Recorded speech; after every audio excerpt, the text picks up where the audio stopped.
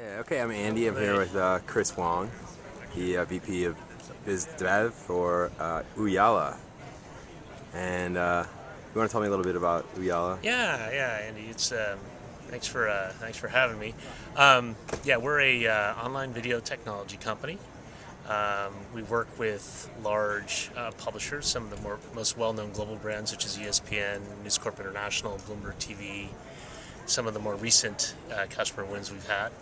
And what we do with some of those big brands is that we help them understand their video. So we've got a killer reporting and analytics module, which gives them insight on how people are consuming their video, where they're consuming the video, whether it's on multiple devices or in particular regions. We also help them make money on video, which is a big deal and a big barrier to people adopting technology such as ours. And then we also help enable these companies, because a lot of these companies, while they like to get to some of these optimization features, we need to realize that many of these guys are still in phase 1.0 in terms of their video technology initiatives and investments. And you asked earlier about what some of the vibe was here at the conference, and one thing I would tell you is that I think we may now be at a point where, arguably 2 years ago or even last year, there was a hesitancy to adopting this technology as part of as a big investment. Yeah. So you had, if I were to use a poker analogy, you had many of the big media companies trying to decide whether they wanted to play the poker game, and it was a situation where there were people trying to figure out whether they even wanted to enter the game. So it was a table stakes decision, but arguably you now got guys making big bets, and even a lot of these guys are just decide to push in. So it's a very different market and very different vibe than it was here last year. And so this year compared to last year, would you say advertisers are paying more, paying the same? Are they more ready to commit? No, it's I tell you what, it's still a young market from an advertiser's perspective. So you don't see the CPMs near what you do on broadcast, and the reality is it's still going to be that way for many years still. But if you look at the growth rate of online CPMs, or what people will get for advertising versus what they get, it's the highest single growth category. So people recognize that trend. But more importantly, I think most people feel they don't have a choice. I mean, they have to participate in this, because at the same time, while you see CPMs increasing on the online, you do see some erosion of revenues that they're generating on the broadcast side. But if you look at proportionally, broadcast is still orders of magnitude higher than it is online. And now with all the connected devices and the big network TVs, you're kind of blurring the line between what video and what TV is, with people starting to it's a great point. More than ever, the consumer is dictating how they want to consume the video. So a big part of what we do is we're capitalizing on this whole trend of nonlinear consumption, nonlinear programming, personalized consumption, see the video when you want, all the time, those sorts of things. And I think, once again, the challenge comes out how do the publishers who have to make these technology investments, how they pay for it. Right. So it's a good thing that they have confusion, because confusion means customers for us, but obviously there's much pain that our customers are feeling, and much pain for us in terms of trying to maintain and manage the variety and proliferation of standards that you do see in the market. Sounds good.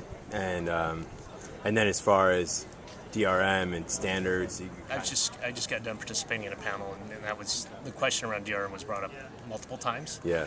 And DRM is important. I mean, the content providers, or studios in particular, are making it a condition of media distribution. So if you can't protect your streams, then you're not going to be viewed as a media distribution partner. Streaming video is all over, and when I'm saying all over, you can now tap into something globally, or there's ways to work and get these things.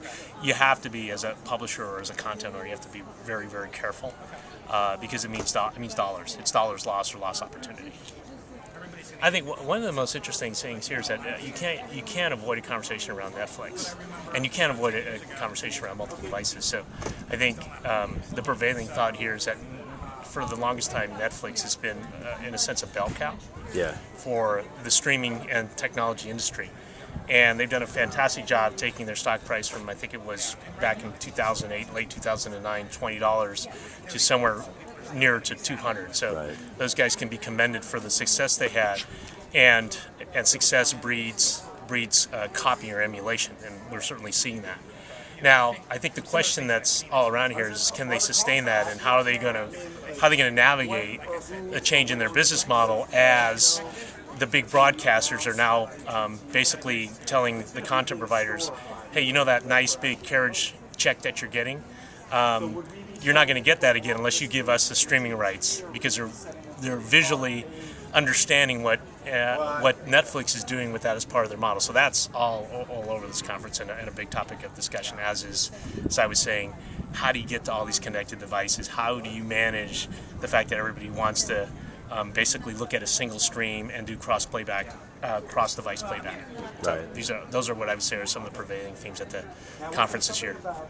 So that definitely puts you guys as a competitor, I guess, with Netflix on the network level. No, not necessarily a competitor. In fact, I think we're enabling competitors, if you want to call it that, because Netflix is a services company, not a technology company, where we would be a technology company helping bring people, helping enable people to be services companies, which would compete with Netflix.